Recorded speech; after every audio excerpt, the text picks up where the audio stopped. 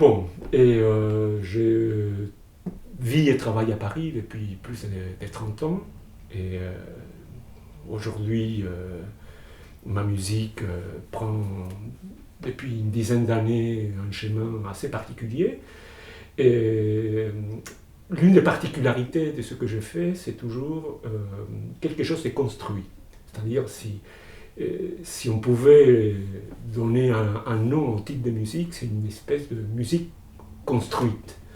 Dans le sens que la unité du langage musical au sein d'une même œuvre, c'est quelque chose qui me tient particulièrement. Et tout ça se développe dans le temps.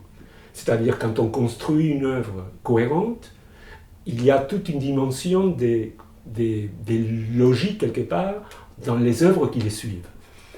Et n'empêche que depuis une dizaine d'années, l'année 2010, oui, 8 ans, qu'il y a eu une tournure dans ma musique, bien que des aspects continuent à être obsessivement, je veux dire, constants. Alors, quels sont les éléments constants de ma musique depuis très longtemps? D'une part, la fluidité du discours, la continuité. Ce sont des choses qui sont liées peut-être à ma formation, à mes maîtres, quelque part. J'ai travaillé avec Gérard Griset au Conservatoire de Paris, et c'est quelqu'un qui m'a énormément influencé à l'époque. Et sans doute, lui aussi influencé par d'autres esthétiques, comme celle des Ligeti, dans l'idée de la continuité du discours. Et cet aspect-là, malgré mes changements actuels, ça n'a pas changé. C'est-à-dire qu'il y a toujours une recherche d'une fluidité dans la continuité. Et il y a une autre dimension importante que je revendique depuis très très longtemps et qui, du coup, m'associe à un travail associé à l'image, dont je parlerai plus tard, et qui est l'idée de la transparence. Alors, ma musique, en fait, je toujours la conçois comme comme un millefeuille. Un millefeuille d'un point de vue de la forme, mais aussi du point de vue des épaisseurs des sonorités en profondeur. C'est-à-dire que tout peut s'entendre.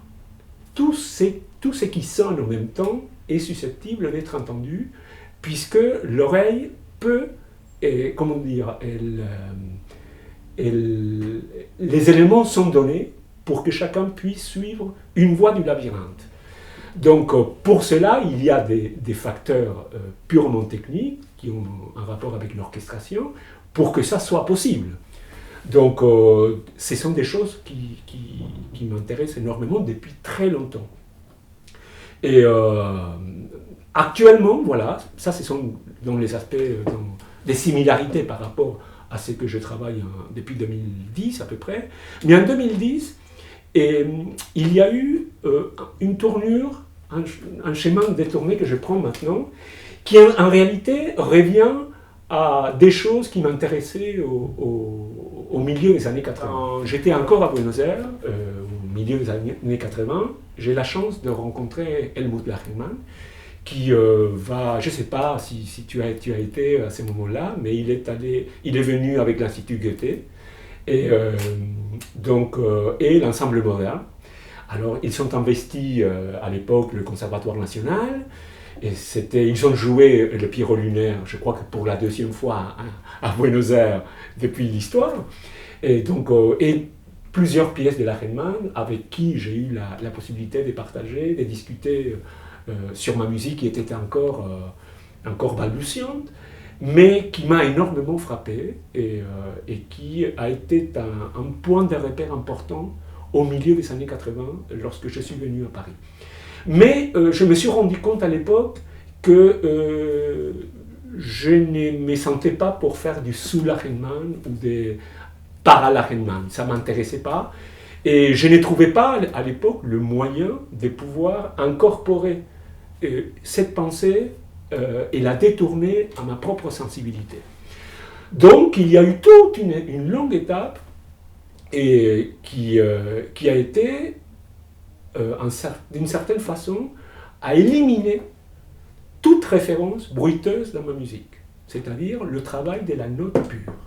Mais en disant ça, il n'y avait absolument pas un rapport des combinatoires ou hérité du sérialisme, tout au contraire. Il y a eu une inspiration spectrale, bien entendu, mais au fur et à mesure, ce qui m'intéressait le plus, c'est que grâce au travail purement des notes et des textures qu'on pouvait créer grâce au phénomène de millefeuille dont j'ai parlé, la texture sonore n'est pas besoin des éléments supplémentaires, d'effets instrumentaux, autres que des façons relativement simples et classiques de jouer les instruments. Donc voilà, ça c'était l'étape fondamentale jusqu'au fin des années 2000, jusqu'en 2009 à peu près, et en 2010 apparaît je trouve, la façon de pouvoir réincorporer le bruit comme je l'avais d'une certaine façon, comme j'avais échoué à l'époque que j'avais rencontré la Redman. Et là, il s'est passé quelque chose de très important pour moi, c'est que je n'abandonne pas l'idée des notes.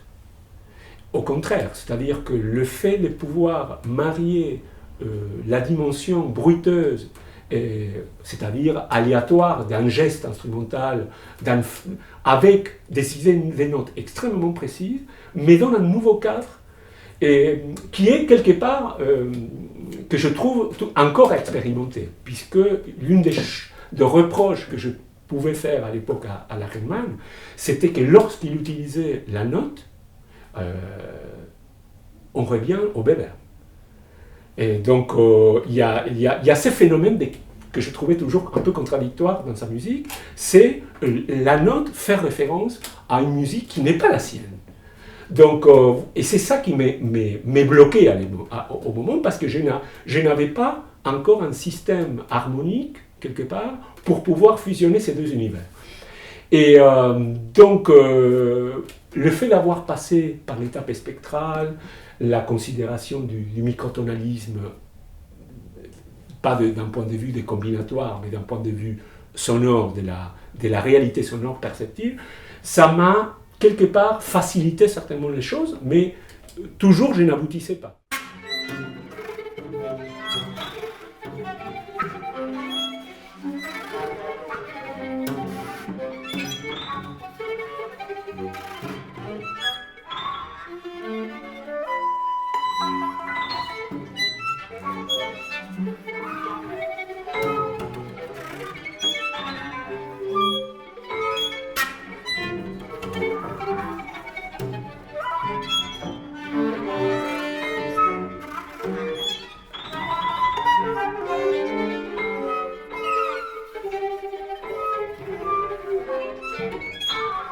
Donc à partir de 2010, il y a une influence visuelle, c'est-à-dire des arts visuels, qui va m'aider justement à pouvoir faire cette rencontre entre bruit et son, bruit et note en fait, le son en tant que bruit bien sûr, mais bruit et l'idée des notes, qui m'est semblé, jusqu'il y a peu de temps, m'est semblé impossible à marier, à mettre en symbiose.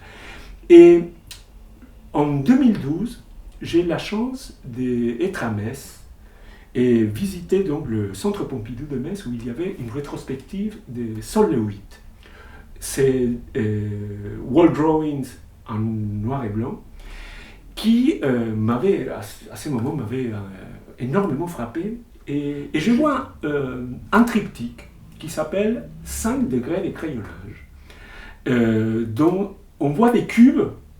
Et donc, de loin, on voit des formes géométriques extrêmement pures, mais lorsqu'on se rapproche, on voit des gribouillages.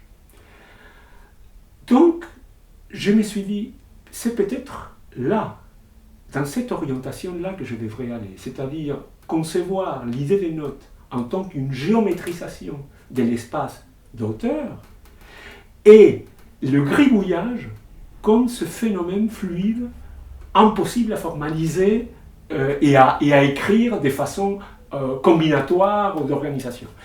Et c'était, je pense, bien que je l'avais essayé de façon plus intuitive à partir de 2010, avec des pièces comme un duo pour deux flûtes, ou j'avais essayé aussi un trio qui avait ses particularités, mais jamais de façon consciente. Je pense que cette œuvre de 2012 a été la première fois où je sentais que j'avais trouvé l'idée qui traînait depuis très longtemps.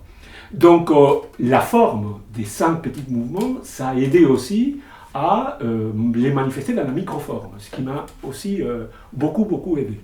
Et donc voilà, depuis donc, 2012, je suis dans cette idée que je la adapte et la réadapte toujours à différents contextes, et même dans des concertos. Là, en 2014, je compose un concerto pour saxo et ensemble qui a été créé par l'ensemble Phase à Vienne et qui a été enregistré en disque. Et justement, en partant de la façon comme Berio avait fait avec ses schémas, c'est-à-dire en partant d'une pièce soliste comme la pièce des saxos Axé des Saxés, cette pièce va rayonner au sein de l'ensemble, mais avec cette double dimension, c'est-à-dire la dimension géométrique de l'organisation d'auteur et en même temps cette organisation donc de flou sonore dont la spécificité du son est très difficile à déceler.